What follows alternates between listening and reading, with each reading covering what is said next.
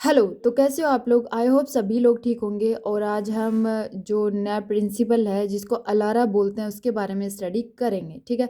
तो अलारा क्या होता है? जो अलारा होता है उसकी फुल फॉर्म होती है एज़ लो एज़ रीज़नेबली अचीवेबल।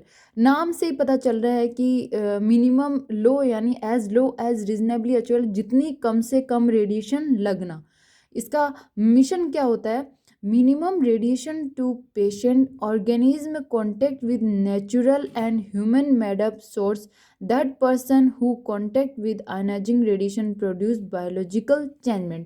इसमें क्या बताया गया है कि जहाँ तक पॉसिबल हो सके जो पेशेंट या जो ऑर्गेनिज्म होते हैं वो नेचुरल और जो ह्यूमन मेड है उनके सोर्स के कांटेक्ट में आते रहते हैं, तो उनको जहाँ तक पॉसिबल हो सके वहाँ तक मिनिमम रेडिएशन लगनी चाहिए।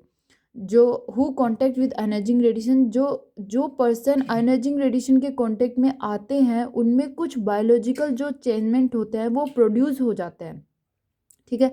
इसके तीन प्रिंसिपल होते हैं। फर्स्ट आता है जस्टिफिकेशन, सेकंड आता है ऑप्टिमाइजेशन, थर्ड वन आता है डोज लिमिट। तो फर्स्ट वन जस्टिफिकेशन क्या होता है? जस्टिफाई नहीं करना, मतलब no overdose to patient where no advantage to patient. इसमें ये बताया गया है कि तब तक पेशेंट को ओवरडोज नहीं देनी चाहिए when no advantage to patient, जब तक पेशेंट को कोई इससे लाभ ना हो या कोई इससे एडवांटेज ना हो तब तक उसको ओवरडोज है वो नहीं देनी चाहिए। ऑप्टिमाइजेशन का मतलब होता है each try like clinical, social, economic, so minimum radiation to patient. Optimization का मतलब होता है कि पेशेंट को मिनिमम रेडिएशन लगे इसके लिए हर टाइप के प्रयास करने चाहिए, जैसे कि क्लिनिकल रूप से भी करने चाहिए, सोशल रूप से भी करने चाहिए, इकोनॉमिक रूप से भी करने चाहिए। तो हर टाइप के जो फॉर्म होते हैं वो करने चाहिए। डोज लिमिट की हम बात करते हैं तो no maximum dose from effective dose, यानी कि जो डोज होती है वो कभी भी इफेक्ट मैक्सिमम या परमिसिबल डोज होती है वो कभी भी इफेक्टिव डोज से ज़्यादा नहीं लगनी चाहिए पेशेंट को। इसके तीन प्रिंसिपल और भी होते हैं जैसे time, distance, shielding.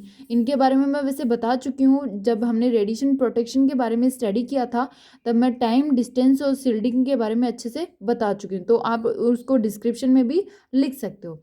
Thank you, bye bye, take care.